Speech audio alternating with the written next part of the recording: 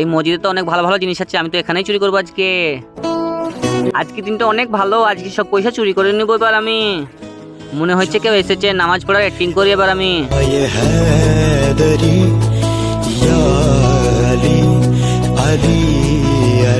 আরে এই লোকটা তো এখনো দাঁড়াচ্ছে, আমি এখনো নামাজ পড়ার অ্যাক্টিং করি।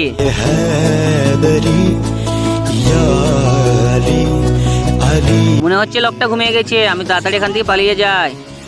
তো অসহায় বাবাটার জন্য কেই বা লাইক সাবস্ক্রাইব করবে, আমি জানি দুষ্ট ছেলেরা লাইক সাবস্ক্রাইব করবে না কো, ভালো বাচ্চারা লাইক সাবস্ক্রাইব করে যাবে আর কমেন্টে আই লাভ বাবা লিখে যাবে।